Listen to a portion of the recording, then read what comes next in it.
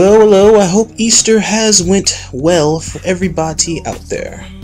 So, the premise of this particular documentation here is to go over a future outline that will now be in the works because of a new opportunity that I managed to take advantage of during the whole Easter weekend that had just passed us. They had a really nice sale at the PlayStation Store here online. I was able to take advantage of that in order to find myself a decently priced copy of Fall of Cybertron for PlayStation 4, as well as Titanfall Ascension, and I believe it was either Little Big Planet or The Last of Us, but it was all of it was able to pick up for $30. And I thought it was overall a very well done deal, because all of those stuff was stuff that I wanted. More so the Towerfall Ascension than anything else, because one of my friends had introduced that to me on his Xbox One, and I love that game. It's like playing an arcade game on a big game console, and I like that. Picking up FOC amidst all that was a pretty good luxury in itself, and well priced for that, because it in itself was like maybe $20–25 at best, and I like that. More so over the original $50 asking price it was asking for. And so it's like, Activision can suck a big fat one doing that, because that shit's not even worth it like that.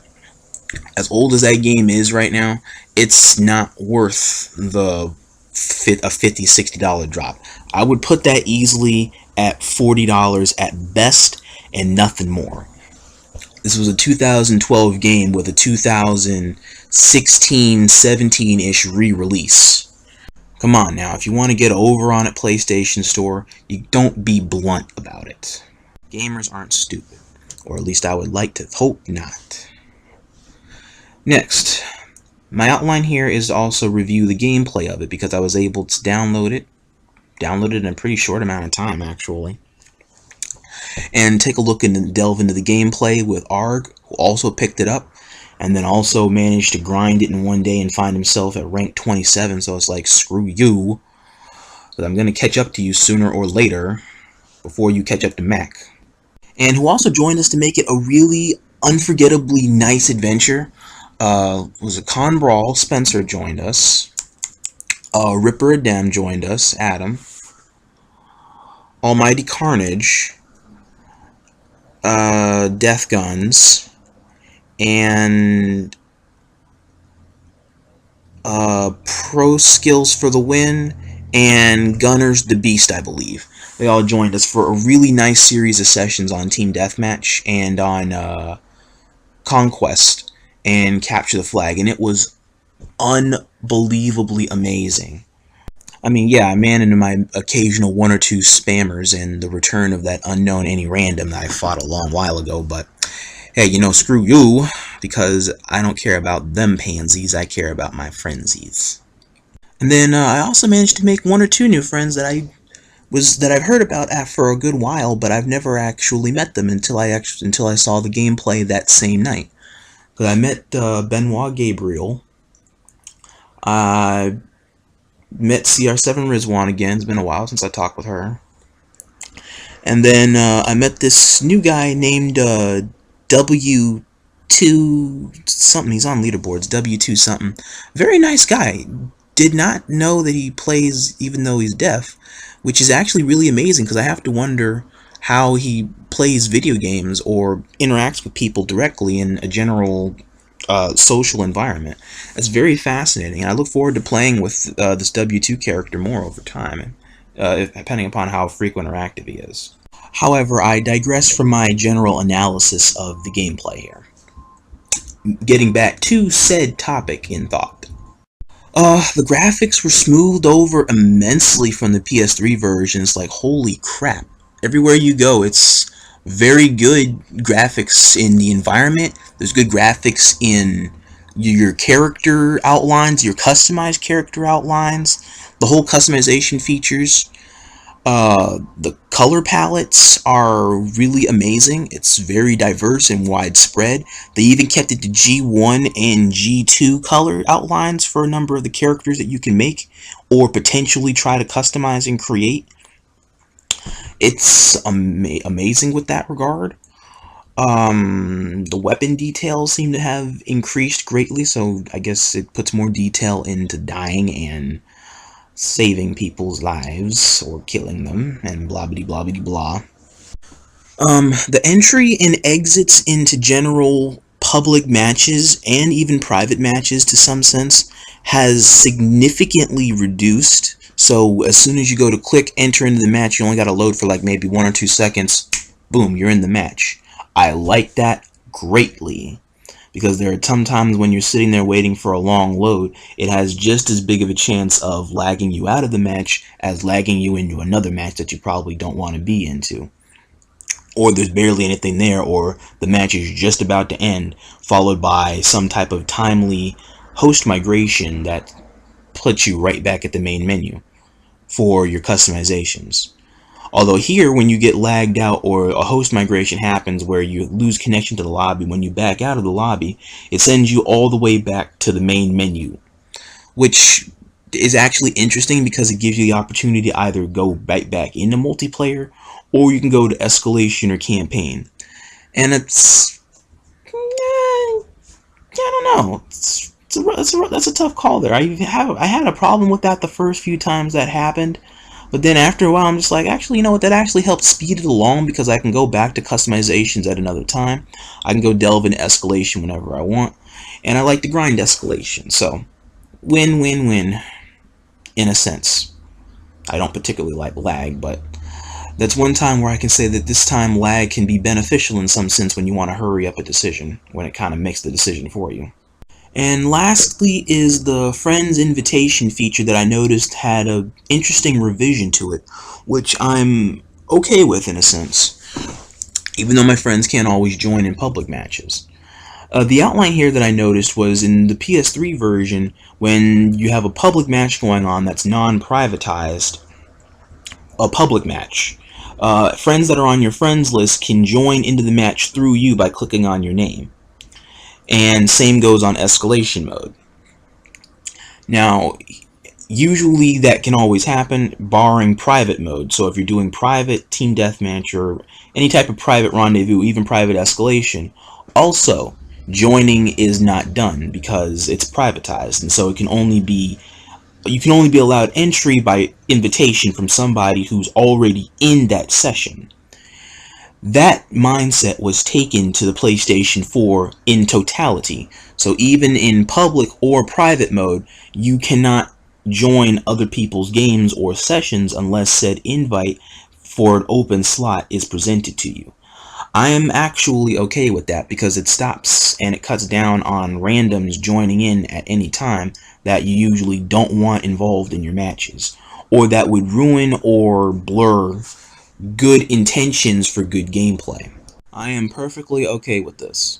The only downside for me is just occasionally trying to get used to the PlayStation 4 controller as opposed to the PlayStation 3, which is why I preferably had it on the classic settings.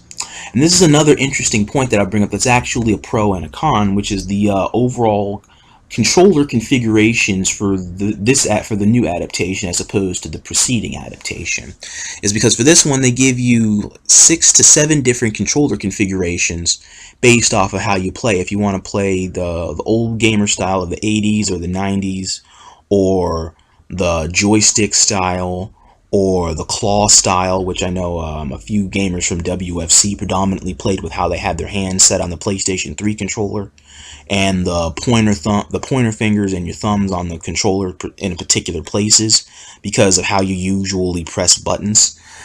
And then they have the classic settings, which has the overall generally known controller configuration of the PlayStation 3 version as a norm.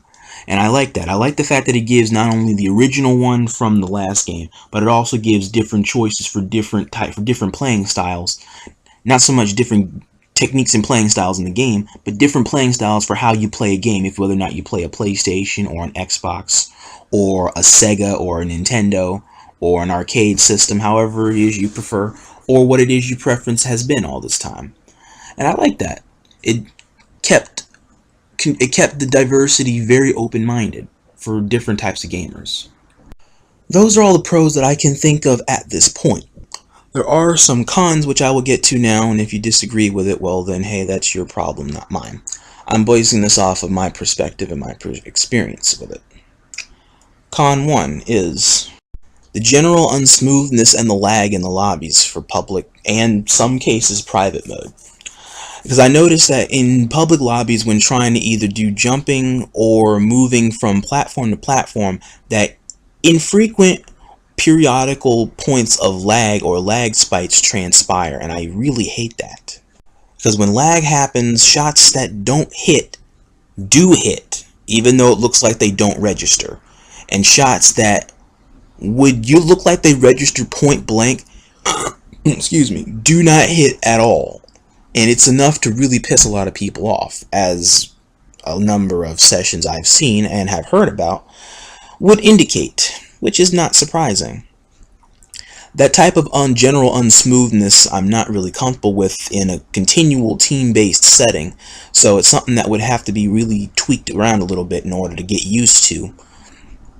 Almost like playing on different people's hosts and how you have to get used to different hosts and different types of lag or different speeds of lag. Group play and group activities are fun, but taking that into consideration, it's not always going to be a good thing. Personal opinion, I would not advise clan battles, even though I know there's probably been some that may have already transpired, so I would say to only play those if you got used to the lag or if your lag doesn't bother you that much. So, I mean, don't be surprised if you want to call BS on a whole lot of stuff because you feel shots that do miss, don't miss, or shots that should not hit at all suddenly hit or constantly hit headshots. Don't be surprised about that, because that type of BS will happen sometimes in this type of setting. And the thing about this is because that outlook is almost like a norm for the general connectivity status for the opportunity in playing the game on next gen like this. Next con is the availability of the variety in game modes. So, I mentioned this in previous documentations about the only team deathmatch blah blah blah blah blah thing, like I always say about doing things other than team deathmatch, and you guys already know this, so I'm going to save my breath. I noticed that the other game modes that are also equally presentable are played from time to time, which I am very thankful about this time around, so it's like, thank goodness, for goodness sakes. We can do some other type of activities aside from killing people. Here I noticed that the majority of different game modes here, the score outline is drastically low, which is not surprising, but surprising. Because with people trying to delve into it or starting or wanting to start up new game modes from time to time, I'm surprised people don't take the initiative in trying to tag along or join on other game modes. That way it becomes more popular, and then more randoms will get into the mindset of wanting to play other things aside from the same thing that they generally click on, like robots. Quote unquote. And with the point system being low, also with the point accumulation system being low, because I also noticed that all the general points you can accumulate for everything other than maybe healing or the item use or use of items that stack point accumulation in your favor, all of them have been cut in half, which makes grinding or leveling up actually harder, which I can appreciate and is more respected in this sense around. That way people don't get to the more OP stuff sooner rather than later.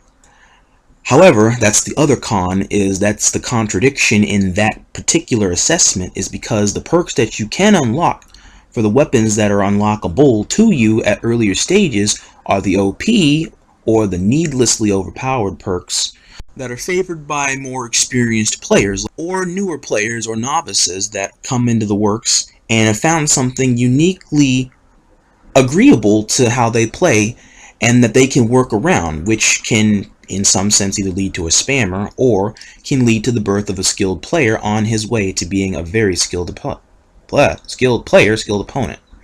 And with the mix-ups of the easier perks now being open at an earlier level, like level 5 as a base, level 6 as a base, level 7 as a base, however the frame differentiation may consult with this analogy. Consider this.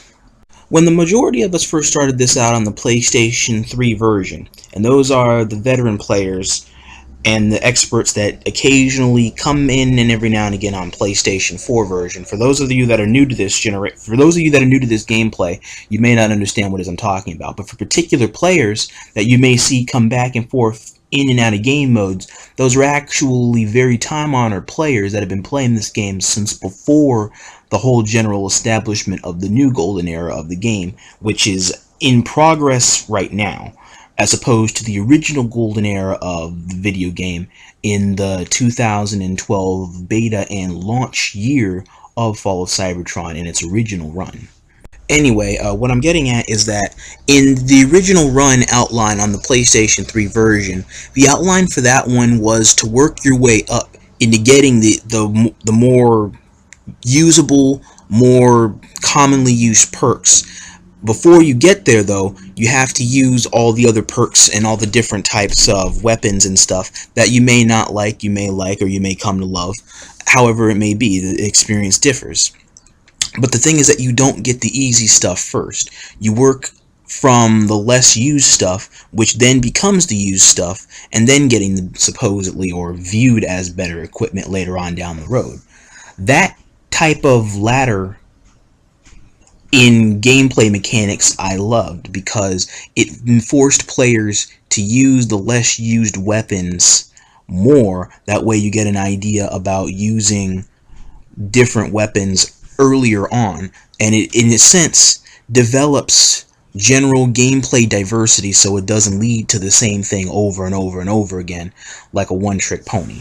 Players would have access to not only different weapons, but different perks, and handling of how to use different perks and different weapons and different combo setups, which in tow would lead to more players not so much relying on one thing all the time, but relying on many things, so you wouldn't really have a crutch of any sort in order to fall upon. You would be good or adequate at everything that you would play, which is the mindset of really having the fun in the gameplay and trying new things. Here on the PS4 version, however, I feel that the premise of that mindset was lost somewhere while it was adapted. While, yes, the end game is to reach level 25, and so the point I'm trying to make here would more or less be negated by that perspective, because by reaching the max 25, regardless of the different ladders for all the classes, the end result is the same. But for those that are starting into the gameplay, however, it would lead to more overpowered gameplay right at the start, and in a sense could lead to the birth of spammers at a much faster rate than anticipated. This is one perspective. Another perspective is that with the use of the easier perks now right at the beginning as a base, and the harder perks later on that you probably won't pick, the mindset of newer players would insinuate to just stick with what it is that they know rather than trying newer things. And in that regard, it feels like a vast amount of disappointment that can come from the newer era of players, in a sense, because they would fall upon what it is that they found out first that's the most effective way of gameplay, rather than finding other newer different ways that could be equally as effective in their own rights. While I am sure that there are some players that take in the initiative in order to not so much rely on the good perks that you get at the beginning of it, I mean, yes, we all do fall upon those from time to time because it does help a lot in times of need. However, if there are some out there that have taken the initiative to try everything that's presented on the table, not so much the stuff that was spammed from last generation or that's overused in the last generation that could just as easily be overused in this generation, I say to just take the use to try everything. And if there has been people that have taken the use to do that, weapons, perks, character frames, all the works, I'm all for it. I wish them the best of luck in continuing to expand their combative palette, and I hope that in that sense I am continued to be proven wrong, and that slowly more players that are new to this era can delve into newer experiences and newer gameplays. While yes, you may not win all the time or win as often as you may like because you're trying something that you're not generally accustomed to, that is the overall point of trying something new rather than trying something you already know. Correct? And lastly, the only other con I can see is just the availability of game modes at a person's leisure. Because in order to really have a lobby going, you have to systematically start up your own lobbies, which is profitable in a way because it allows randoms to join and more or less have a better chance or an increased chance of joining into a game mode that they want to play rather than picking on something that they have to play. The downside to this is that for you to have more players join, it has to be in addition to it being on a public game mode, on a public game session, you would need to send invites to your friends, or said friends would also need to click on said game mode that you are currently within, so that way they can all join, which will allow the team randomizer to do its little randomizing thing. Team outlines are set up, and then randoms will continue to join in as they may. Again, the only downside is just having friends online in order to potentially help with the continuation of this notion. I mean, let's be sensible about this. I mean, why would you want to go through the trouble of adding randoms every single match for every little match that you can find just to potentially invite said randoms into a match of your favor where you're probably just going to go like what, 20, 30 and 0 on them, if that, if you're a skilled player at playing the game. And then it just continues to turn them off of playing at their own leisure, and then they could just potentially block you, delete you, blah blah blah blah blah. I mean, where would the sense in that really be? Well, I've listed a number of my pros and cons regarding the adaptation. There's a lot I can really do without, and there's a few things I can do with, I can work around. It's no big deal.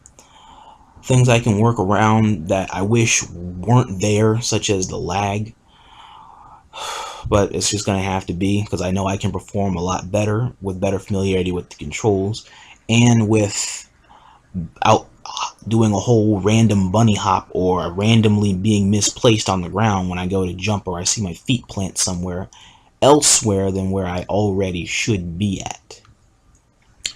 And with the leaderboards being so low for everything but Team Deathmatch, it makes it excessively easier in order to get into the top 20 than I had previously calculated. And so all I have to do is really just sit there and crunch the numbers, and I should be sitting in a top 20 spot somewhere over summer or sometime sooner than I would anticipate, which makes me very happy, because that was an inevitable end result that I wanted to reach, so that way I could have some success in my own right by seeing my name in a top 20 slot somewhere that won't just conveniently be pushed out by somebody coming along and strolling through. In summarization, I say that Fall of Cybertron on PlayStation 4 is not worth it. It is honestly not worth it. It's worth it only if you're buying it to play with friends, because playing it with friends is the main structural edifice of the gameplay. Playing it with friends. Playing it by yourself, it makes it boring for team deathmatch or team-based game modes. Private mode is easily used. That could be fun in some sense. Escalation is always very fun, but I'm surprised few people haven't actually thought about playing it from time to time because it's supposedly boring when you can make it hard for yourself at any time in order to increase the challenge and the difficulty setting anytime you want. Because I also noticed that the damage buff for this gameplay on offense and on defense is drastically increased, so it makes it a heck of a lot easier for you to take damage more so than avoid it. So I don't see why it is that wouldn't make gameplay more interesting, since it's a lot easier for a person to die this time around. So in a way it beckons more creativity. So, in summarization, yet again, for those that do wish to buy it for the PlayStation 4 adaptation, just keep in mind the pros and the cons, and try to have fun in your own right with friends, get a feel for the gameplay, see if you like it, okay? If you hate it, don't worry about it. It's all good to go. The next step now is deciding what type of project I want to work on with the game grid here. because I feel that there's a good deal of potential to work with, in addition to working with and playing alongside the new era of gamers and the new gamers that I'm going to be seeing on the grid. But I'm trying to think what type of project I want to work on that can glorify or capture the new history that is in progress at this moment. I ran this idea by Straxus Prime the other night on For Honor, and it poses a very critical turning point for the perspective of that gameplay, because if it can be displayed in the correct sense, it could potentially lead to more people wanting to play it, just like when he first played it on the debut launch night, or as opposed when I first played it on my night when I just recently had bought it in my own right with my friends. And so while I don't really need to overthink it, at the same time I want to have this done in the correct sense in order to give good highlights as to what the game means to the community now. Because the viewership I have is in a general multi-part split right now. Because with War for Cybertron I have the Server Wars documentation that I created, which in a way is kind of based off of Straxus Prime's Road to Prime mode that he had on WFC, but it's in a backward sense, because his was at the beginning of the grid's existence. Mine is to where it is now, past post-Golden Era, to the end of its existence. And I'm just working with what's left until the grids do shut down. And for the most part, majority of my views seem to be stacking in my favor, and I'm getting good viewership while trying to still keep it in good taste, while not trying to highlight the growing negatives of the community of WFC. For FOC, it's still an ongoing project that can actually just as easily transfer over here as it can transfer back, because what's being captured there is the general progression of gameplay and the people I'm encountering that are of very good merit, or good players, or are time-honored or historical-based players, or very smart players, or highly recognized players that I encounter from time to time in Team Deathmatch, and I go head-to-head against them. There's been a hell of a lot of them already on PlayStation 3, and in the one night alone, on my first night on FOC on PS4, I met 4 to 5 of the people on leaderboards, on all the leaderboards, on just my first night there. So what are the chances that it could just as easily keep going in that sense if I choose to continue the project also on FOC on PlayStation 4? Well, I'm glad you asked, and I can answer my own question just as fast. It's been done. Dun dun dun. Recording Team Deathmatch on PlayStation 4 has been done to death by everybody who's live streamed FOC PS4, because Team Deathmatch is the norm of FOC PS4. And I will not make it the norm on my channel, because it's nothing different. And if I don't do something that's different, then there's no viewership. And heck, viewership could probably just as easily go down, because it's nothing creative with the new sense and the new tools and gadgets at my disposal in order to establish said creativity. So, with recording Team Deathmatch and trying to record people in Team Deathmatch on PlayStation 4 off the table indefinitely, that takes a significant kink out of my armor that I can use in order to show good highlights on PlayStation 4. So, this means a little more creativity will have to come into works. And so I have 2 project ideas right here that I created early this morning in order to give a layout, and I will run it by you guys and see what you think. Might be able to try one or the other depending upon favorability or the concreteness, if that sounds like a word, concreteness, or the solidarity of my layout, or try them both. One or the other, we'll see. Let's run them by you. Layout 1, while doing escalation mode with ARG, mainly just have like a whole series of conversations and general conversations about the past clans we've encountered, people, daily things going on IRL, different video games, sports, politics, the works. Just like cooler time, like how you have a conversation at a cooler, water cooler or something. But just doing escalation mode and grinding it back and forth, having a conversation with him, doing what we do. Like what we were originally doing before Tact became a combative clan like it is now, since Tact originally started as an escalation clan. Layout 2 is to live stream my one-on-ones, because I do want to continue the premise of one-on-ones, even though it's not technically a favorable grid. I will still give one-on-ones a thorough, fair shake.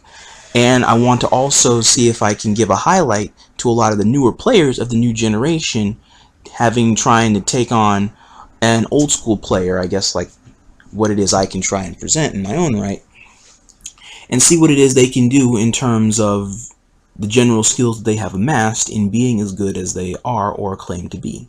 Because I feel that there is a good amount that can be learned from both sides of the fence in that regard. And already having been there on the first night, I know there's probably already a few one-on-one requests, or there are a few one-on-one requests already pending. I assure you people, I'm not in any rush. These things don't just happen, they take time. And in time, we will all battle and have fun, as it is meant to be. But anywho, that's layout 1 and project layout 2. Give me your questions, comments, or concerns regarding if you feel that they can work, or if there's something else that I can take a look into that I may have overlooked or have overlooked. By all means, leave your etc. in the comments section below. I thank you for tuning in as always, my friends. Your feedback helps growth in the correct direction. Until next time, till all are indeed one.